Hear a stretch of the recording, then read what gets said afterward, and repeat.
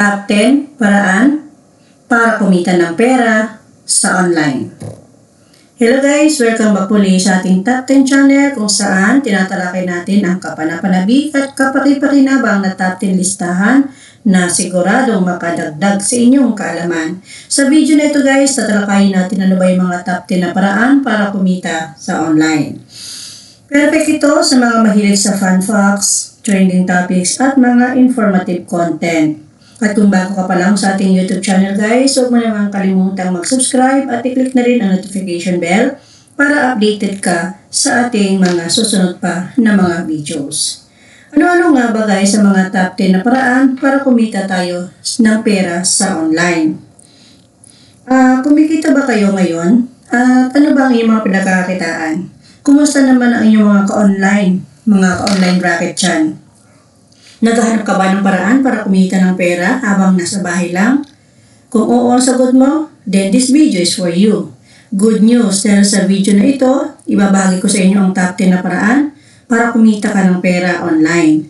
Pwede ito sa estudyante, empleyado, full-time, nanay, tatay, o kahit sino man. Basta may internet at syempre marunong dumiskarte, may kita. Kaya huwag mong palampasin, baka ito na simula na inyong online income journey. So ano-ano nga ba itong mga top 10 list na nasa ating listahan? Kung ready ka na, tara, samahan mo ako. Okay, para sa una nating list ay ang freelancing. Ito yung pag-aalok ng skills online tulad ng graphic design, writing, video editing, o virtual assistant work. So gumamit ka ng mga platforms tulad ng Upwork, Fiverr, or online.ph. Yan, marami nag-hire po dito. So kung meron ka namang skills na alam mo na pwede mong pagkakitaan guys, ay yan, simulan mo na. Magkaroon ka ng ganitong extra side hustle. Mag-apply ka na dito sa ating sinabi ng mga platforms. At i-alok mo guys yung inyong skills. Ano ba yung natututunan? Ano ba yung inyong natutunan o inyong kaalaman na pwede mong i-share sa kanila? Magkano ba yung posibleng kita mo dito guys? Pwede kang kumita kasi dito ng 10,000 to 100,000 kada buwan. Depende syempre sa galing mo, sa skills mo, at sa oras na binibigay mo, at sa dami ng kliyente mo. Pangalawa sa ating listahan guys, yung online selling o e-commerce. Ito yung pagbibenta ng mga physical na digital products gamit ang Shopee, Lazada, TikTok, o kaya naman meron ka sariling website. So magbenta ka guys, ano ba yung pwede mong ibenta sa mga nasabing mga platforms? Halimbawa, magbenta ka ng RTW, magbenta ka ng mga beauty products, gadgets, o pre-love items, anything na pwede mong ibenta sa online. So, magkano possible nakita mo rito guys? Pwede ka kumita dito ng 5,000 up to 200,000 kada buwan. Pero depende ito guys sa magkano yung puhunan mo, sa dami ng customers mo. So, yan, depende yan guys. Pero kung talagang masipag ka, pwede ka naman kumita talaga na ganito kalaki. Depende talaga ito sa products mo at kung talagang trending at pumatok talaga siya guys, paano mong matarget ang ganitong kita. Pangatlo sa ating listahan guys ay yung affiliate marketing. Ito yung kumita ka sa pagbibenta ng produkto ng ibang tao. Hindi mo product sa ibang tao. O kaya naman ay produkto ng kumpanya. At makakatanggap ka ng komisyon. So, via commission ang kita dyan. Halimbawa, gumamit ka ng Lazada, Shopee Affiliate Program, Involve Asia, Amazon, o Clickbank. May mga affiliate program dyan guys na kung saan may mga product sila dyan tapos may affiliate link na kukunin mo at yun ang isesend mo sa customers o pwede mo i-post kahit saan.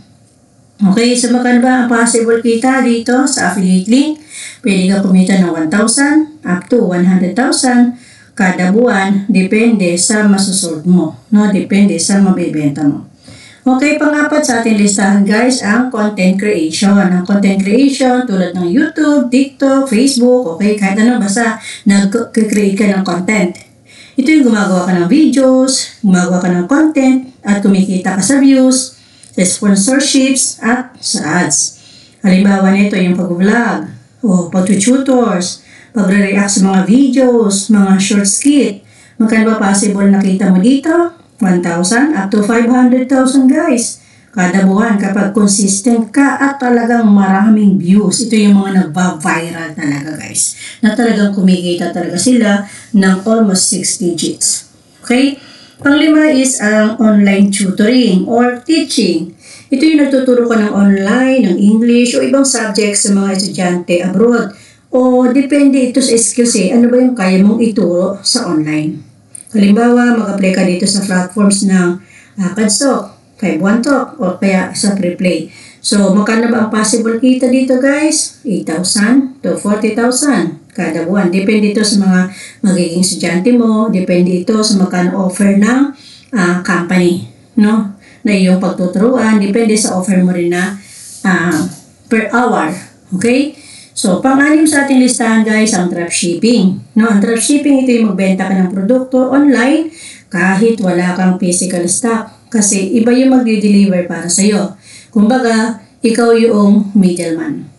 Ikaw yung middleman, naghahanap ka lang ng customer at si supplier na ang bahala mag-deliver doon kay customer mo. Pwede kang gumamit ng Shopify o kaya WooCommerce na may supplier from China o kaya from PH. Magkano possible kita sa ganitong dropshipping?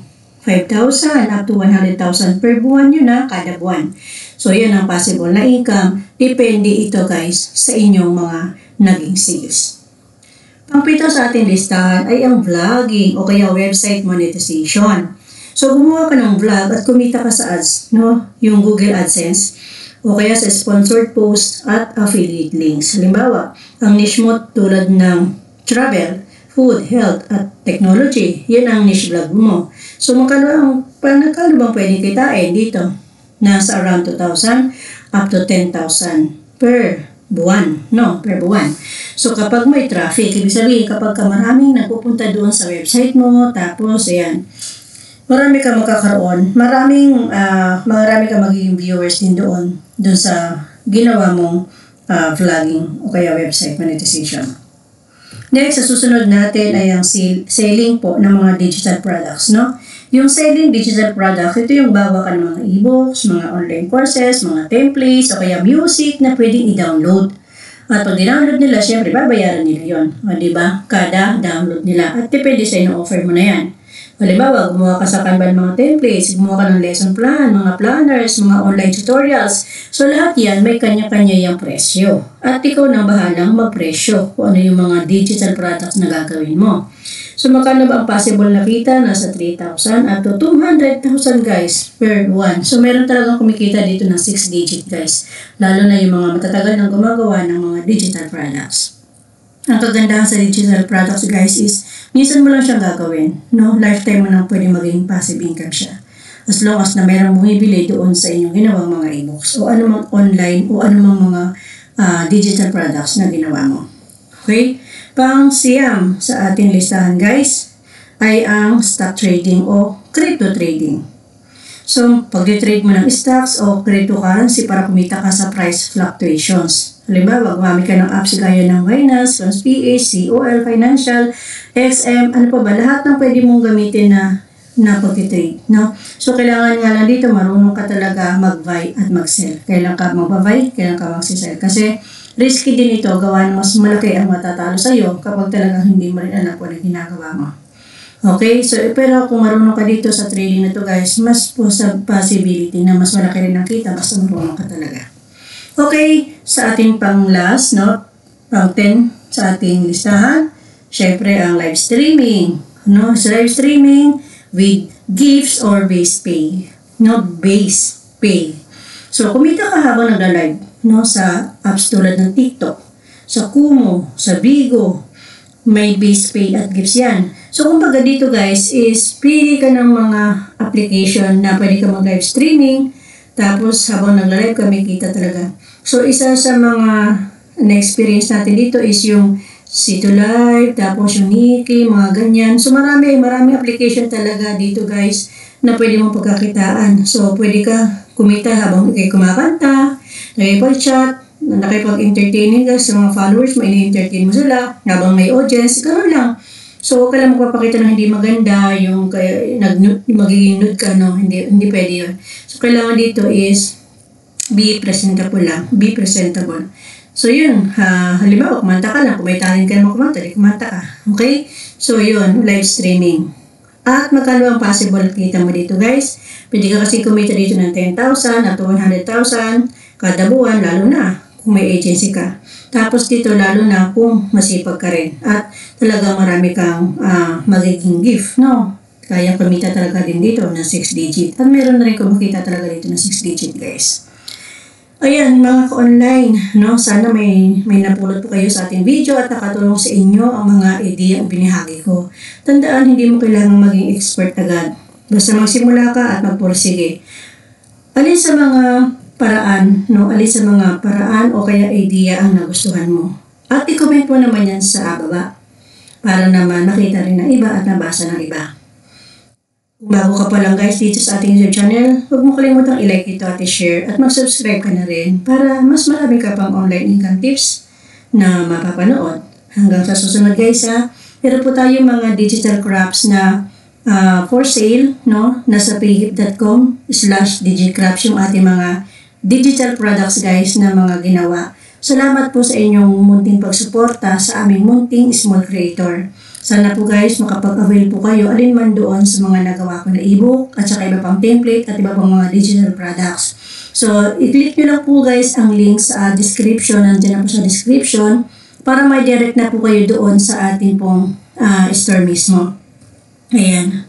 So, thank you guys for watching. Sana po lagi kayo nandiyan para sa susunod nating video. Sama-sama ulit tayo.